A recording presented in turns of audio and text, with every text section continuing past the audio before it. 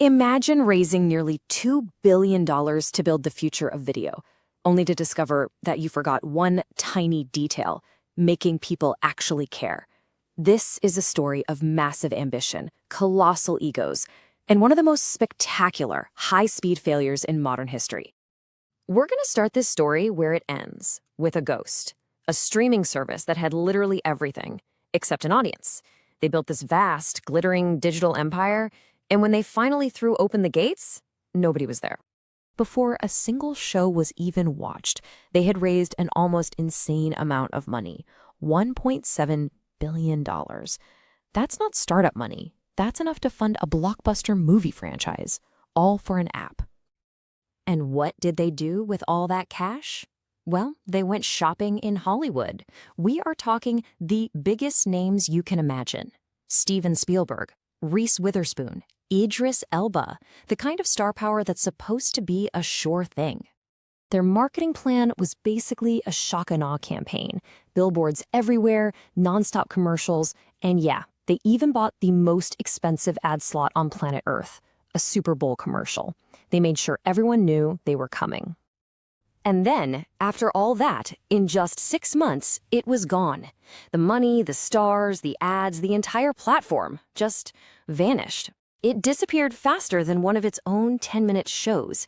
So the question is, how on earth did this happen? To understand the crash, you first have to understand the titans who were flying the plane. See, this wasn't some scrappy startup. This was a supergroup, a pact forged between the two most powerful kingdoms in the world, Hollywood and Silicon Valley. On one side, you had Jeffrey Katzenberg, the Hollywood legend. This is the guy behind Shrek, The Lion King, a true mogul. And on the other, Meg Whitman, the tech giant who built eBay into what it is and ran Hewlett-Packard. I mean, on paper, this team was just unstoppable. And their big idea was this, Quibi. It stood for Quick Bites. The concept was actually pretty simple. Hollywood quality shows, big stories, big stars, but chopped into episodes under 10 minutes. And it was all designed to be watched only on your phone. This wasn't just another streamer. They thought this was the next evolution of entertainment. So, with the dream team and the big idea in place, they got ready for what was supposed to be the most massive, mind-blowing launch the streaming world had ever seen. The goal wasn't just to compete, it was to dominate. Let's just pause for a second and really feel the scale of this thing. They hit the go button with $1.7 billion in the bank, more than 175 original shows ready on day one, and a roster of names that would make the Academy Awards blush. Some of these shows cost millions per episode. They were shooting them like movies. And the founders, they absolutely believed their own hype. Katzenberg didn't call it a new app. He called it the future of storytelling. It was bold, it was ambitious, and it was about to collide head-on with reality. Because while Quibi was planning its coronation, the world itself was about to grind to a halt. The launch date was April 2020.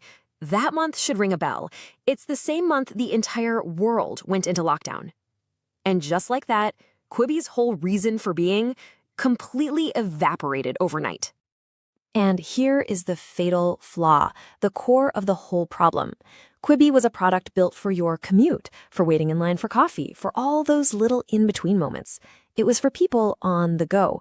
But suddenly nobody was on the go. Everyone was stuck at home, watching Netflix on their big TVs. So people weren't just confused. They were asking a really simple, really dangerous question that Quibi had no good answer for. With endless free stuff on YouTube and TikTok and amazing shows on Netflix, why in the world would I pay for short videos I can't even watch on my TV? So what was the big move from leadership? Did they adapt? Did they pivot? Nope. They blamed the pandemic. They refused to believe the product was the problem. They just doubled down, thinking their Hollywood magic and the sheer weight of their money could somehow defy gravity. They were wrong. What happened next wasn't a slow, graceful decline. It was a catastrophic, high-speed collapse. The audience had delivered its verdict, and it was swift, silent, and absolutely brutal. I mean, just look at this timeline. April, the massive launch. By July, just 3 months later, they had fewer than 500,000 active users. A total disaster. And by October, only 6 months after it all began, Quibi was officially dead. But, maybe the most damning piece of evidence is this right here. They gave away free trials like candy. And yet, less than 10% of those people ever stuck around to actually pay for it. People tried it for free and still decided it just wasn't worth their time. When you boil it all down, Quibi's failure was a fundamental misunderstanding of what the internet is. They thought making mobile content just meant taking a TV show and making it smaller. But the internet runs on authenticity. It wants real creators, not just polished stars. It wants community, not top-down programming. They were playing by Hollywood's rules in a game the internet had already reinvented. And so the story of Quibi leaves us with a simple but very, very expensive lesson. Money can buy you almost anything. It can build you the tech. It can hire the biggest stars. It can shout from the rooftops with the loudest marketing. Money can build a platform, but it can't buy you culture, it can't buy you relevance, and it can't buy you an audience that actually gives a damn. And that is what builds an empire. It's the one thing